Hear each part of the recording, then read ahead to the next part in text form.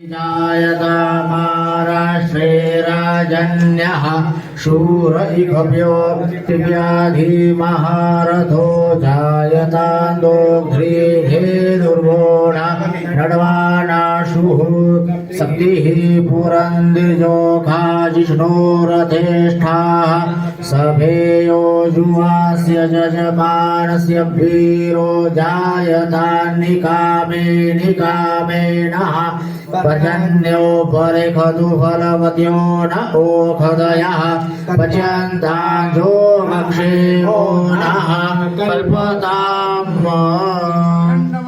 कारं व्याप्तं येन चराचरं तत्परं दर्शितं येन तस्मै श्रीगुरवे नमः।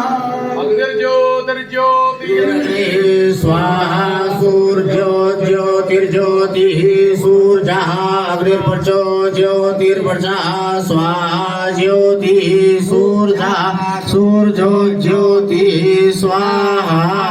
इधर बिजू भी इधर था शुभं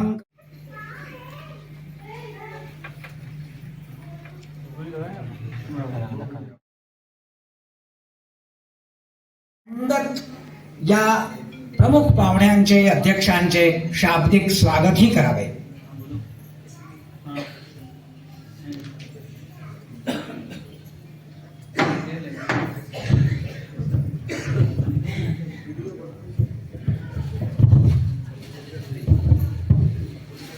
ओम ब्रह्मेश्वासानंद स्वामी महाराज की परम पूज्य समर्थ सद्गुरु श्री दिगंबर महाराज की सांप्रदाय जनी गुरु माता ईसाई की सब संतन की सनातन हिंदू धर्म की पूज्य सद्गुरु ओम ब्रह्मेश्वासानंद सरस्वती संत श्री बाळाभाऊ महाराज मेहकर महाराष्ट्र। अगर वो बनारस नहीं आते तो हम शायद ही बनारस इतनी बार आते या आते। इसलिए सबसे पहले हम हमारे सद्गुरु ओम ब्रह्मेश्वासानंद सरस्वती जी महाराज इनके चरणों में साष्टांग दंडवत करते हैं। आज हमारे सद्गुरु ओम ब्रह्मेश्वासानंद सरस्वती जी महाराज इनका प्रणव अवतार महोत्सव चल रहा है, मतलब पुण्य स्मृति दिन। 96 पुण्यतिथि आज हम इनकी मना रहे हैं। 96 इयर्स अभी हो गए हैं। इस पुण्यतिथि के उपलक्ष्य में यहाँ वारकरी सांप्रदायिक जो कार्यक्रम होते, समारोह होते, उसका आयोजन किया गया है, जिसमें श्रीमद् भागवत कथा का वाचन हुआ है। महाराज जी की पालकी का शोभा यात्रा निकली है। हर रोज यहाँ पे कीर्तन हुआ है, महाराज जी की उपासना हुई है। और उसी कार्यक्रम का एक हिस्सा और हमारा सौभाग्य कि हमें मंच पर जो मान्यवर उपस्थित है और हमारे समारोह में जो मान्यवर उपस्थित है उनका सत्कार करने का सौभाग्य प्राप्त हुआ है। हम बड़े सौभाग्यशाली हैं कि इन महात्माओं के चरण हमें दिखाई दे और उनका चरण दर्शन हमें हो गए। इसलिए श्वासानंद आश्रम की ओर से मैं आश्रम का कोषाध्यक्ष इस नाते से सभी महात्माओं का हार्दिक स्वागत करता हूं। शब्द सुमनों से उनका स्वागत करता हूं। मुझे इस बताने में बहुत खुशी होती है कि श्वासानंद महाराज जी का जन्मस्थल मेहकर है, जो महाराष्ट्र में है। यहाँ से लगभग 1250 किलोमीटर की दूरी पर है। वहाँ उनका कार्यक्षेत्र है महाराष्ट्र, उत्तर प्रदेश, दिल्ली, राजस्थान, उत्तराखंड और मध्य प्रदेश। इन सभी प्रांतों में अपना धर्म कार्य करते हुए अब यहाँ पर उन्होंने संजीवन समाधि ली है। अब संजीवन समाधि का इसका कैसे कहेंगे संजीवन समाधि है? संजीवन समाधि शब्द बहुत लोग का उपयोग करते हैं, लेकिन इसकी एक वजह है। सन 1930 में महाराज जी ने समाधि ली है। और जब समाधि का पुनर्स्थापना करने का संकल्प हुआ तो समाधि के 22 साल बाद मतलब 1952 में समाधि की पुनर्स्थापना करने के लिए जब समाधि का उत्खनन हुआ तो महाराज जी 1930 में जिस प्रकार वहां बैठे थे समाधि स्थल में उसी प्रकार बैठे हुए हमें दिखाई दिए, उनका वैसे ही दर्शन हुआ। मतलब जिस प्रकार 1930 में बैठे थे उसी अवस्था में सिर्फ नाखून बड़े हुए, सर के बाल बड़े हुए, दाढ़ी बड़ी हुई, सामने दिया जल रहा है, मस्तक पे चंदन है वो भी गिला है, ताजा है, और इसी अवस्था में उन गले में जो फूल की माला थी वो भी एकदम ताजी थी, फ्रेश थी, और उसी अवस्था में महात्मा जी का हमें दर्शन हुआ और इसीलिए हम इस समाधि को संजीवन समाधि कहते हैं। तो ये संजीवन समाधि यहाँ जो श्वासानंद आश्रम नाम से जो ट्रस्ट या संस्था है ये वही महाराज जी की संजीवन समाधि है। अभी आश्रम का जो ध्येय था, महाराज जी महाराष्ट्र के कार्यक्षेत्र उनका है, महाराज जी के भक्त लोग यहाँ आते थे, लेकिन अब सब यहाँ की काशी के मान्यवर है। अब काशी की अवस्था, बनारस की अवस्था सबको पता है। जो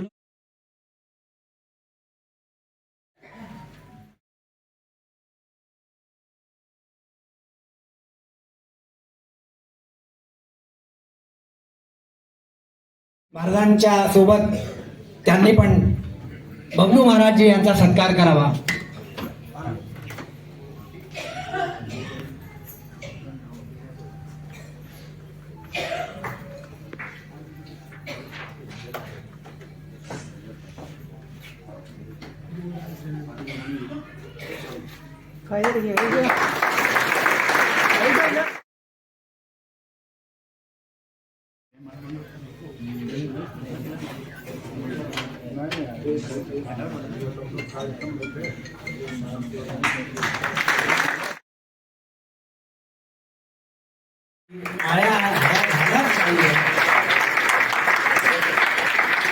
कदाचित कोणाला झोप येत असेल तर ते टाळ्या वाजवत झोप।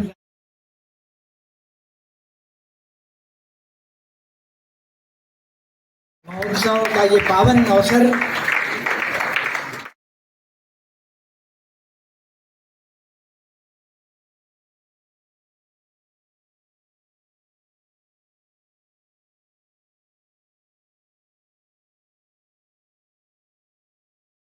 अभिनंदन सम्मान करने की कृपा करें।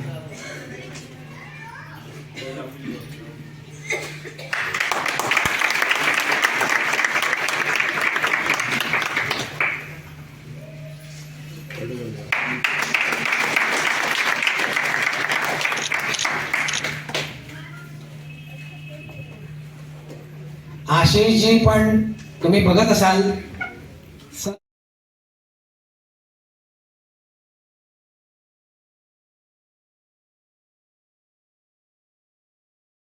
क्या महत्व था। काशी में सन्यासी बहुत मिलते थे, 700 सन्यासी को 108 सन्यासी को भिक्षा दे सकते। अब सन्यासी 108 मिल नहीं सकते। अब सन्यासियों का स्थान नहीं है काशी में, क्योंकि पहले मठ मंदिर जैसे संत श्रद्धानंद जी ने जब आके यहाँ बनाया होगा, किस लिए आश्रम बनाया रूप में ही पहचाने शंकर ही आपका नाम है, शंकर ही है। इसीलिए काशी में क्या है जानते हैं, 84 घाट थे। काशी की विशेषता इतनी आसान नहीं। काशी मैंने बहुत पहले के लोग कहते रहे काशी गया तो फिर वापस नहीं आएगा, मरने के बाद ही आएगा। पहले के लोग की ये भावना थी। अब पहले तो अब क्या माथे में बटरी लेके आ रहे हैं, पैदल यात्रा कर रहे हैं। पहले बैलगाड़ी से यात्रा करते थे, कितना कष्ट करते थे। यही तपस्या की नगरी, तपो नगरी काशी को कहा गया तपस्या करने। यहाँ जो आते थे तपस्या करते हुए आते थे, पैदल आ रहे हैं, बैलगाड़ी से आ रहे हैं, ट्रेन बदल के आ रहे हैं। ट्रेन डायरेक्ट ट्रेन नहीं था पहले, सब बदल बदल के आते थे, कष्ट करते थे और तपस्या करते थे। आज भी अब माघ का महीना है, 1 महीना प्रयाग में सब गंगा स्नान करने माघ में जाते हैं। वहाँ गंगा जमुना सरस्वती है, गंगा जमुना दिखती है, सरस्वती लुप्त है, दिखती नहीं है। तो इसी तरह रहिए, बाबा विश्वनाथ का दर्शन करिए और मुक्ति के मार्ग में अपने यहाँ पे आइए, मुक्ति का मार्ग लीजिए। इससे बड़ा और कोई स्थान नहीं। यहाँ पे आए और जितने भी आए सबको मेरा प्रणाम। मैं चाहता हूँ कि हमेशा काशी आते रहे, संत का आशीर्वाद लेते रहे। हम लोग को भी इसी बहाने आज हमारा श्वासानंद जी के सरस्वती जी का आशीर्वाद मिला। हम लोग यही प्रार्थना करते हैं, नमः पार्वती पते हर हर महादेव। आनंदकंदम हतपापविंदम वाराणसीनाथ मनाथनाथम श्री विश्वनाथम शरणं प्रपद्ये। वाराणस्यां भैरवो देव संसार भयनाशनम अनेक जन्म कृतं पापं दर्शनेन विनश्यति। मनसा चिंतितं कार्यं साधितं मणिवत्वया नाम्ना चिंतामणिति चिंतितार्थफलप्रदा। सदाशिवसमारंभां शंकराचार्य मध्यमाम् अस्मदाचार्यपर्यन्तां वंदे गुरु परंपरा। आज यहाँ पे श्वासानंद सरस्वती महाराज जी का जो है पुण्यतिथि के अवसर पर यहाँ पे ये कार्यक्रम आयोजित किया गया और उसमें श्वासानंद जी के परिवार के लोग भी हैं। मैं उनको भी अभिनंदन करना चाहता हूँ। और यहाँ मई का जो संचालन कर रहे जो है जो पांडुरंग जी पुराणिक जी बहुत बड़े विद्वान हैं। उनको वेद ब्रह्म से वो खाली मई संचालन जो कर रहे हैं, संचालन का काम नहीं उनका, वो बहुत बड़े विद्वान भी हैं। वो कानून शाखा के जो है उनके पिताजी लक्ष्मीकांत पुराणिक जी जो है बहुत विद्वान थे। उनके सपुत्र उनके पुत्र जो है इस परंपरा को उन्होंने आगे बढ़ा के और उनके पुत्र लोग को आज जो है इस स्थान पे खड़ा किए। वो इतना अच्छा संचालन कर रहे हैं। आपको काशी के बारे में बीच बीच में महाराष्ट्र में आप लोगों को संबोधन करके काशी का महत्व बता के उसके बाद काशी का जो है महाराज जी का भी बता रहे हैं। ये भी आप लोगों को बहुत आवश्यक है कि काशी आप यहाँ बैठे हैं, किस लिए आए, कारण क्या है, सब इन्होंने हमको महाराष्ट्र में समझ में आता है, बोल नहीं सकते। इतने विस्तार से उन्होंने आप लोग को काशी के बारे में। महाराष्ट्र जो है श्रृंगेरी का कार्य क्षेत्र है। आपको मालूम होगा कि आप लोग ये महाराष्ट्र श्रृंगेरी का कार्य क्षेत्र है, आपको मालूम होगा, हमारे बताने की जरूरत नहीं है। इसलिए आप लोग हम लोग को गर्व से ये भी एक कहना, और महाराष्ट्र राष्ट्र है और महाराष्ट्र सबके ऊपर महाराष्ट्र। महाराष्ट्र में ही विद्वानों का हो, काशी तो विद्वान का घर है, और महाराष्ट्र में भी जितने संत हुए वो सब महाराष्ट्र में हुए। इसलिए महाराष्ट्र का एक अलग प्रभाव है। पूरा दुनिया का जो है लक्ष्मी पूरा महाराष्ट्र में, मुंबई में नहीं है। इस तरह से लक्ष्मी पुत्र भी है आप जो है। और इतना श्रद्धा से आप लोग काशी एक बार आ गया जीवन में उसको मोक्ष मिला। काश्यान मरणा मुक्ति। आप कहीं पे रहिए कुछ भी एक बार काशी का दर्शन जल्दी नहीं मिलता है। आप किसी कारण से काशी आ गए, आपका धन्य हो गया। और काशी भी जब तक विश्वनाथ जी नहीं चाहेंगे तब तक आप आ नहीं पाएंगे। जो विश्वनाथ जी चाहे इसीलिए आप लोग काशी में आए और विश्वनाथ जी के समीप में आप लोग बैठे हैं। समय का ज्यादा में ये विश्वनाथ दरबार, तो काशी में रहिए, विश्वनाथ जी के दरबार में उनकी सेवा करिए। और जो भी वो चना चबेना जो भी मीठ भाकर, मराठीत म्हणतो ना मीठ भाकर, जे पण देतील ते घ्या, प्रसाद म्हणून घ्या आणि काशीत राहा, देवाचं नामस्मरण करा, नामचिंतन करा। हे आपला जन्म सार्थक करण्याचं। आणि काशीत महाराज साक्षात इथे आहेत, त्यांच्या चरणी राहून आपलं जीवन त्याचं कल्याण कसं होईल। और मंदिर के हमारे गुरुदेवगण यहाँ पे उपस्थित है, संचालन कर रहे हैं आदरणीय गुरुजी आदि सभी को मेरा सादर प्रणाम इस मंच के द्वारा। और श्वासानंद जी परम पूज्य श्री गुरु जी को मेरे श्री चरणों में सदा सदा के लिए प्रणाम। जो भी कार्यक्रम यहाँ पे आज आयोजित हुआ है, हम लोग को माननीय मिरकर जी के द्वारा पता चला कि यहाँ पे कार्यक्रम है, हम लोग को भी उपस्थित होना है। हमें नहीं मालूम था कि इस गली में इस तरह का भी आश्रम उपस्थित है महाराष्ट्रीय मानुष लोग के लिए, लेकिन आके पता चला यहाँ पे। और परम पूज्य श्री गुरु जी के बारे में जब इन्होंने बताया तो मैंने कहा कि नहीं, मैं अवश्य आऊंगा और आके यहाँ पे गुरु जी का आशीर्वाद प्राप्त करूंगा। यहाँ पे उपस्थित सभी लोगों को मेरा हृदय से प्रणाम। मैं बहुत सौभाग्यशाली महसूस कर रहा हूँ कि मैं इस मंच पे मुझे स्थान दिया गया महाराष्ट्रीय मानुष लोग के तरफ से और परम पूज्य श्री गुरु जी का दर्शन का लाभ मिला। मैं अपने आप को धन्य महसूस करता हूँ और सभी यहाँ पे आए हुए हमारे महाराष्ट्रीय बंधुओं का हृदय से स्वागत और अभिनंदन करता हूँ।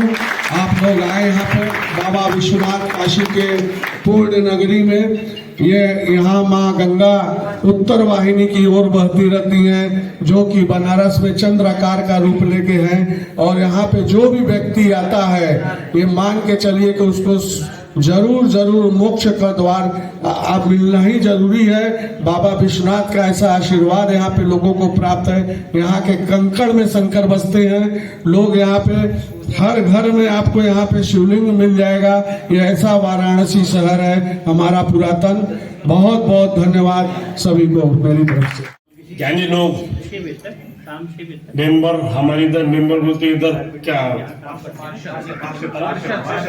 पार्षद ये बैठे, इनको भी मन से प्रणाम करता हूँ। जिसका शंकर कंकर दंकर है, जिसके बूंद बूंद में गंगा है, गौरी शंकर जिसकी जटा है, हिमालय जिसकी चोटी है, कन्याकुमारी जिसके बूंद बूंद में गंगा है। यहाँ गाय को माता का सम्मान दिया जाता है। यह सर्व बिच्छू को, जहरीले बिच्छू को भी यहाँ नमन किया जाता है। यहाँ पेड़ पौधों को भी पूजन किया जाता है। आदमी आदमी में भी भेद से किया जाता है। ये भारत खंड है। न हम मनुष्यो न च देव यक्षो न ब्राह्मण क्षत्रिय वैश्य शूद्रो। या किसी का भेदभाव नहीं। वसुधैव कुटुंबकम ये संस्कार चलाने वाला ये भारत खंड है। दुर्लभो मानुषो जन्मो भरत खंडे अति दुर्लभा। भरत खंड में जन्म लेना अति दुर्लभ है और काशी में जन्म लेना अति दुर्लभ और महत पुण्य का काम है। यह जिसका पुण्य बहुत रहता है वही आदमी को काशी को जन्म मिलता है। और ये नवखंड पृथ्वी और दावाखंड काशी बोलते हैं। काशी में सब प्रलय भी होगा तो काशी को कुछ होगा नहीं। यहाँ जो मौत आ गई, मौत जिसको आ जाती है उसको मोक्ष मिलता। बहुत लोगों की इच्छा रहती है काशी में मौत आने को होना, लेकिन वो किसकी किस्मत तकदीर की बात है।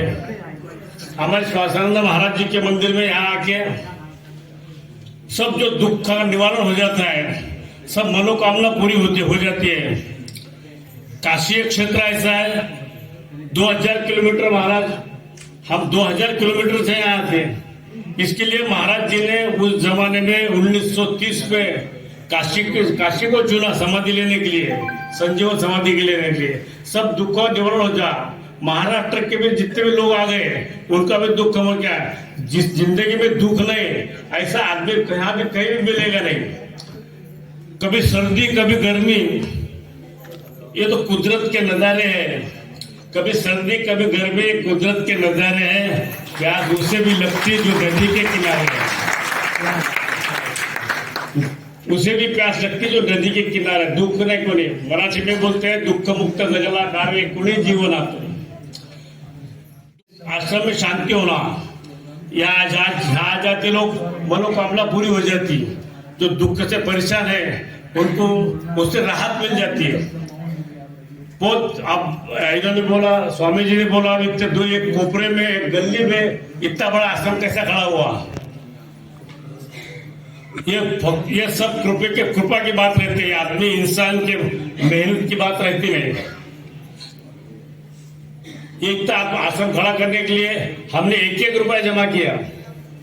वहां तक गरीबों को आत्मा भी 1-1 रुपया जमा किया। जमा करने टाइम लोगों ने हमें शाबाशी नहीं दी, हमें शाबाशी की जरूरत भी नहीं थी, लेकिन गालियां बहुत दिया। कोई गालियां भी दे दिए, कोई बोले भ्रष्टाचारी है, कोई बोल रहे पैसे खाने के लिए जमा कर रहे हैं, कोई बोले आज लोगों के सामने ये 4 मंजिल बिल्डिंग खड़ी है, ये लोग हमारे महाराष्ट्र के लोग आ रहे उधर से आते रहते। हम सोचते कि हमारे महाराष्ट्र के लोगों को यहाँ आने को कोई रहने को ठिकाना होना, खुद का अधिकार होना, कोई जगह होना आदमी के लिए। लेकिन अच्छे काम करेंगे तो लोग तुम्हारे पीछे लगेंगे। आप राजकारण में है, आपको बहुत अनुभव होगा कि पैर खींचने वाले संख्या ज्यादा रहती। आपने बहुत नजदीक से देखा कि आप राजकारण में देख रहे थे। हमको भी ऐसा ही होगा। हम पर दूसरे लोगों से हमें कोई परेशानी नहीं थी। हमारी परेशानी थी जो जिस पे भरोसा करता वही धोखा देता, जिस पे ज्यादा प्रेम करते, जिसका ज्यादा मोहब्बत करते वही धोखा देता। हमारी संस्कृति में ऐसा रहता है, कर रहे नहीं हम, ये महाराज जी की कृपा है, इनका आशीर्वाद है ये सब करने का। जब 1930 साल में महाराज 2000 किलोमीटर से यहाँ से पैदल चलते आए, नेपाल गए, नेपाल से पैदल आते यहाँ आ गए। मैंने सब सुना है और चरित्र में लिखे हुआ है। यहाँ आने के बाद ये नदी पे से महाराज पैदल चलते चलते पानी के ऊपर से पहले तीर को गए और उधर से किनारे में इधर आ गए। इधर आने के बाद महाराज समाधि लिए। ये सब लोग जमा होते हैं, संजीवन समाधि बोलते हैं जिसको, जीवंत समाधि बोलते हैं हमारे मराठी में। संजीवन समाधि ली, सब लोगों को बोला मुहूर्त अच्छा है, काशी क्षेत्र है, तवा खंड है, मुझे समाधि लेने की। लोगों को बहुत बड़ा दुख होगा। उन्होंने कीर्तन किया शाम को हमारे मराठी में से, आबे वैकुंठवासी आलो याच कारणासी, बोल लीजिए ऋषि साच भावे बोलताया। मेरा तो काम हो गया, अब मुझे नहीं रहने का, मुझे समाधि लेने की। महाराज ने समाधि ली। ये नारायण स्वामी जब थे, इन्होंने नीचे का बांधकाम सब किया है। 21 साल बाद ये समाधि का पुनरुज्जीवन किया। समाधि खोदते रहते ऐसे। अपन सोचते एखादा कपड़ा कुछ अपन जमीन में गाड़ दिए तो 1 महीने में उसकी चांदी हो जाती, मट्टी हो जाती, कुछ भी नहीं, हड्डी की भी मट्टी हो जाती। पर महाराज जी का वो पुनरुज्जीवन करने के लिए समाधि खोदी गई। तो समाधि खोदने के बाद महाराज जी का शरीर ऊपर निकाला गया। यहाँ उत्तर प्रदेश में पुष्पी नाम का मासिक निकलता, आपको मालूम होगा, एक पुष्पी नाम का मासिक निकलता है। वो मेरे पास उसका अंक है। उसका वेद प्रकाश त्रिपाठी नाम का एक संपादक था, वो भी हमारे पास है उसका। तो उसमें उस टाइम में लिखा 21 साल बाद, ये समाधि लेने के 21 साल बाद उसमें लिखा, जब महाराज जी का देह समाधि से ऊपर निकाला गया तो 21 साल बाद के बनारस के तमाम लोगों ने दांतों तले उंगली दबाई। ये क्या बात है, कैसा चमत्कार है, कैसा महात्मा है, कैसा संत है, कैसा ओली है, कैसा फकीर है। 21 साल बाद भी जिसका शरीर ज्यों के त्यों रहा। गले में का पुष्पहार आसमान में सुगंध फैला रहा था। माथे का कुमकुम तिलक जैसा कि वैसा गिल्ला ही दिखाई दे रहा था। सिर्फ उंगलियों के बाल और सर के बाल और उंगलियों के नाखून बढ़ गए थे। इसके अलावा महाराज जी के शरीर में कोई तक परिवर्तन नहीं दिख रहा था। कि पुष्प मासिक पे लिखा आगे लिखा था, वो मासिक का अंक पे हमारे पास है। 1952 में पुनर्जीवन किया था। जब से महाराज जी ने इधर आके काम चालू हुआ, फिर नारायण स्वामी आ गए, गंगाराम स्वामी आ गए, बाकी लोग आए, संभाल लिए। या 4 घर भिक्षा मांगना, पूजा करना, ऐसा चल रहा था। संस्था को कोई भी कमाई नहीं थी। फिर हम सोच के अब आ गए कि हम सब कुछ को यहाँ हमेशा के लिए कुछ ना कुछ होने बोला, इसलिए बांधकाम किए। अब इसका किराया जो कुछ आता है, कुछ मिलता है, जो पैसा मिलता है उसमें आश्रम का खर्चा चलता है।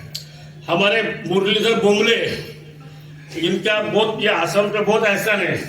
मुरलीधर बोमले, शिव भैया, BL शर्मा, ये बीच में की बैच जो थी, ये लोगों ने बीच में 25 साल तक कोई भी कमाई नहीं थी। उस टाइम ये 3 लोगों ने आश्रम संभाला। बाद में लोग आ गए, हम भी बाद में आ गए। हम आने के बाद कैसा है, आज लोग बोलते तुम आ गए, तुमने किया। मैंने कुछ भी नहीं किया।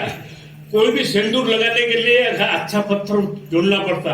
वो चोपड़ा पत्थर मैं देखा, मेरे को सिंदूर लगाया गया, वो महाराज ने प्रेरणा दी, काम खड़ा हो गया, कारवा बनते गया, सब अच्छा हो गया।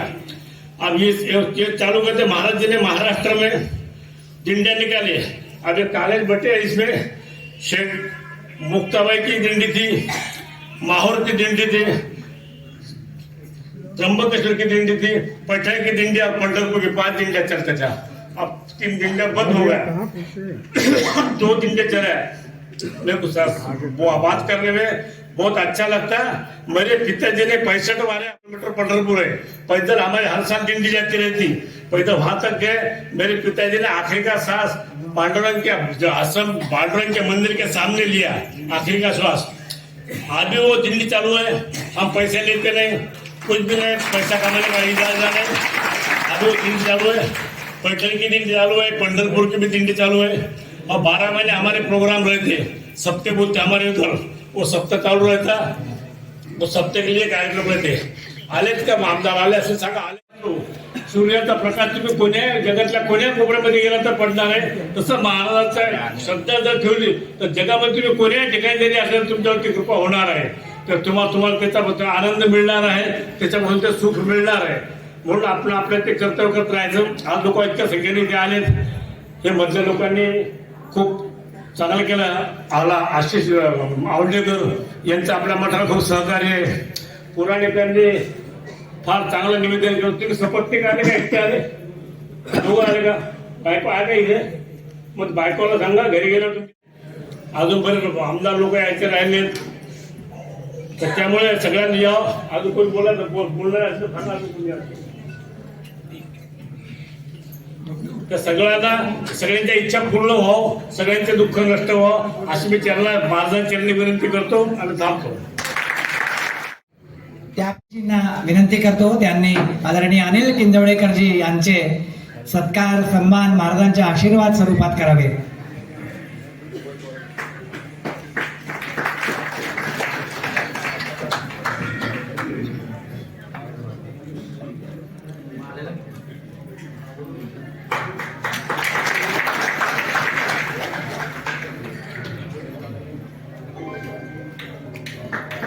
महेश्वरा गुरु साक्षात परब्रह्म तस्मै श्री गुरवे नमः। आज या भागात मी आलेलो आहे, पण कधी असं आत येऊन ही जी संजीवन समाधी आहे मला माहीत नव्हतं। आज अत्यंत अद्भुत असा आम्हाला सुयोग्य लाभ मिळाला आहे यांना, की ज्यांनी आत आल्यानंतर महाराजांच्या चरणी नमस्कार करून आशीर्वाद घेतला। अद्भुत अनुभव प्राप्त झाला। महाराजांचा आज ऐकत होतो, जेवढं अस्खलित हिंदी तेवढंच अस्खलित मराठी, आणि खूप छान आशीर्वाद रूपी त्यांचं ऐकायला मिळालं। सगळ्यांना बघून खूप मनापासून आनंद होतोय। तुम्हा सर्वांना माझा खूप खूप नमस्कार। आम्ही सुद्धा काशीमध्ये बऱ्याच वर्षापासून आहोत। आमचे वडील इथं 1966 साली आले, तेही इंजिनियर होते। पुण्याहून पटेल इंजिनिअरिंग कंपनीमध्ये कामाला होते, तिथून त्यांना बिहारला रांचीमध्ये पाठवण्यात आलं होतं। आणि आमचंही वैदिक घराणं आणि आमचे आजोबाई अग्निहोत्री होते, त्यामुळे आमचा वडिलांचा कलही थोडा आध्यात्मिकतेकडे खूप असल्यामुळे त्यांना लोकांनी सांगितलं की शास्त्रीजी तुमच्यासाठी काशी हे चांगलं ठिकाण आहे, म्हणून ते त्यावेळेस बिहारमधून काशीला आले। आणि मग काशी काय त्यांना सोडाविषयी वाटली नाही, आणि मग काशीला स्थायिक झाले। आणि मग नंतर मी सुद्धा त्यांना आपलं इंजिनिअरिंग कंप्लीट केल्यानंतर त्यांना जॉईन झालो। आमचं सौभाग्य आहे की काशीमध्ये राहण्याचा आम्हाला लाभ मिळाला। त्यामुळे काशीमध्ये कुठलाही मराठी व्यक्ती, काशीमध्ये सांगायचं खरं तर मराठी व्यक्तीचं खूप मोठं काशीच्या डेव्हलपमेंटमध्ये खूप मोठं योगदान आहे. म्हणजे भोसले, पेशवा, जठार या सगळ्यांच्या नावाने तुम्ही जर गंगेच्या काठी गेलात तर तुम्हाला घाट बघायला मिळतील. मंदिरांचं बरेच जीर्णोद्धार झालेला आहे. स्वतः तुम्हाला कदाचित माहिती असेल, दशाश्वमेध घाटी ज्ञानेश्वर महाराज सुद्धा आलेले आहेत. त्यांचे वडील, त्यांचे इथे एक स्थान आहे खूप चांगलं. तर काशी हा अत्यंत विशेष, म्हणजे ब्रह्मांडात हे विशेष स्थान आहे की जिथं सगळे देवता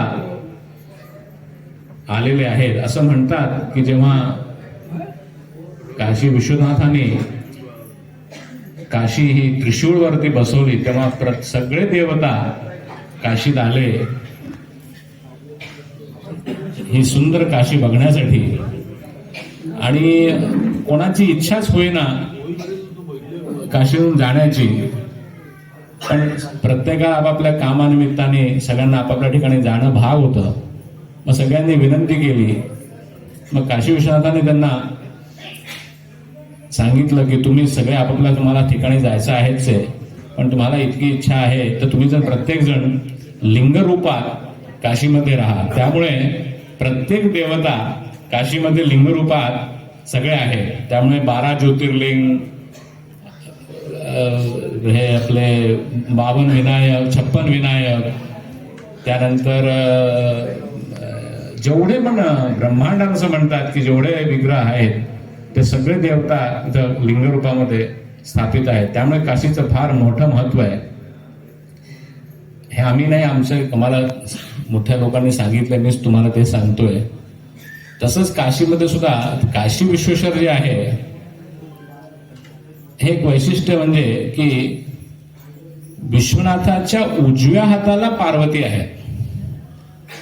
तुम्ही दर्शन करायला गेल्यानंतर तुम्हाला आढळून शृंगार आरती होते तेव्हा त्यांचा जो चेहरा मुखटा असतो तो पश्चिमेकडे असतो आणि त्यामुळे शाळुंगा जो आहे ती उजव्या हाताला आहे. नेहमी कसं असतं, अर्धांगिनी ही वामभागी असते, इथं उजव्या हाताला आहे. म्हणून काशीचं अजून महत्व आहे आणि म्हणून त्याला मोक्षदायिनी म्हणतात. ह्या काशीचं इतकं वैशिष्ट्य आहे की तुम्ही सगळे लोक आणि तुमच्या गुरूंचं स्थान इथं आहे या काशीमध्ये सगळ्यांचंच. त्यामुळे तुम्ही लोक खरोखरच खूप भाग्यवान आहात की तुम्ही लोकांचं काशीमध्ये येणं या निमित्ताने होत आहे. इतकी चांगली वास्तू बांधली आहे. मला असं वाटतं महाराजांच्या परिश्रमाने ही वास्तू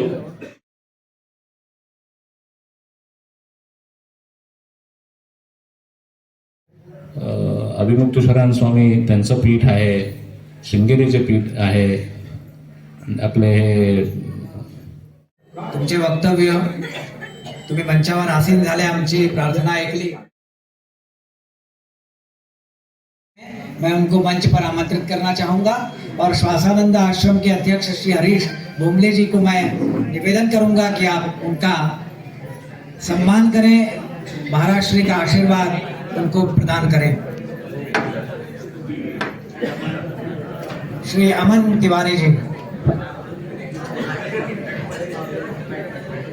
विधायक श्री सौरभ श्रीवास्तव जी मंच पर आ गए हैं. जोरदार तालियां हो जाएं उनके स्वागत के लिए.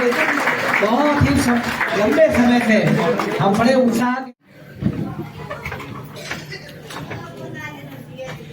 ओम स्वस्ति न इंद्रो वृद्धश्रवाः स्वस्ति नः पूषा पुष्पवेदाः स्वस्ति नस्तार्क्ष्यो अरिष्टनेमिः स्वस्ति नो बृहस्पतिर्दधातु.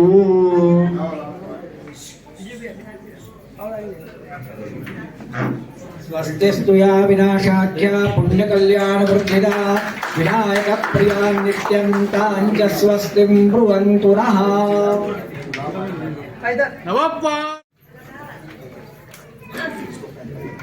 हमारे आमदार बोलते हैं, माननीय सौरभ जी से निवेदन करूंगा कि वे अपना प्रणाम निवेदित करते हुए यहाँ भारत माता की वंदे वंदे। सर्वप्रथम मैं इस कार्यक्रम में देर से पहुंचने के लिए आप सभी से क्षमा प्रार्थी हूं। आज मेरी जन सुनवाई का दिन होता है, तो आज सैकड़ों की संख्या में लोग हमारे कार्यालय पर आते हैं। उनकी समस्याओं का समाधान करने में मुझे थोड़ा यहाँ आने में विलंब हुआ, जिसके लिए मैं आपसे क्षमा प्रार्थी हूँ।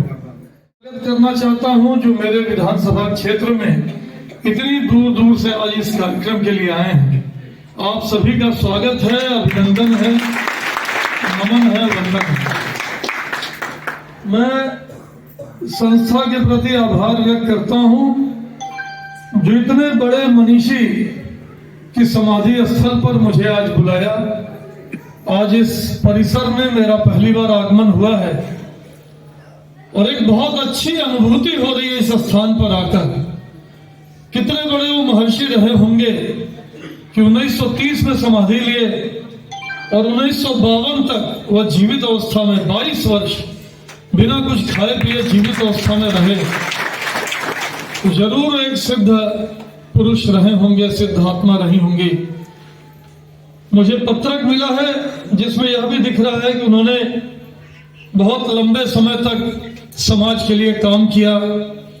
स्वतंत्रता आंदोलन में भी उन्होंने अपनी भागीदारी की, लोगों को जगाने का काम किया, पैदल यात्राएं की और बहुत दूरी से यहां आकर समाधि ली।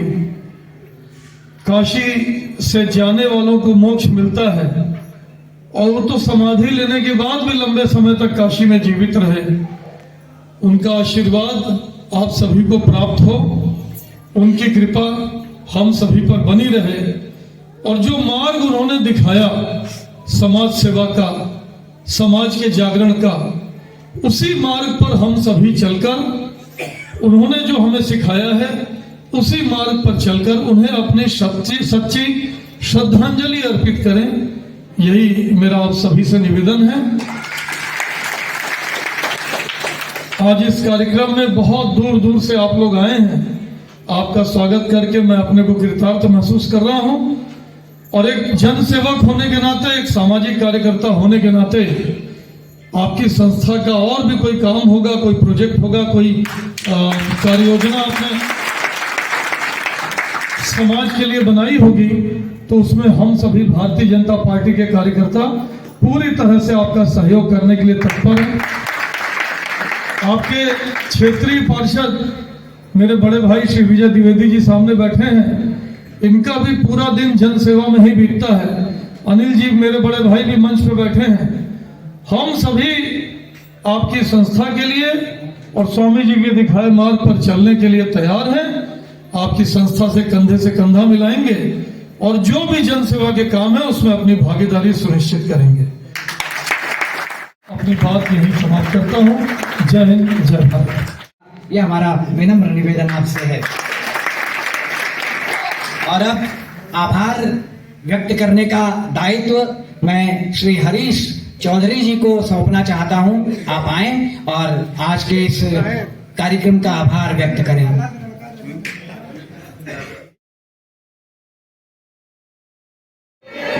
आदरणीय हमारे माननीय विधायक जी से अनुरोध है कि यहाँ के जो लोग हैं कल आपसे मिलना चाहते हैं, उसके लिए आप समय नहीं कर पा रहे हैं।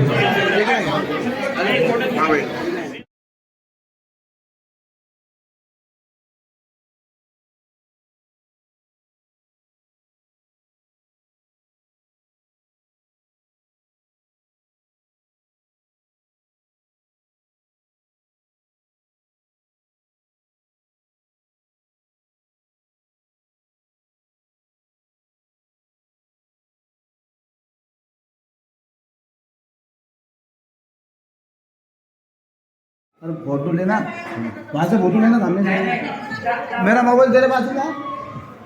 हरीश भाई थोड़ा उनको माहिती दे दो।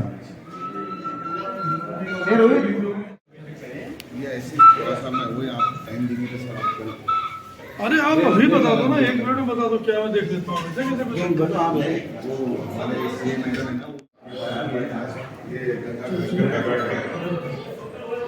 आइए।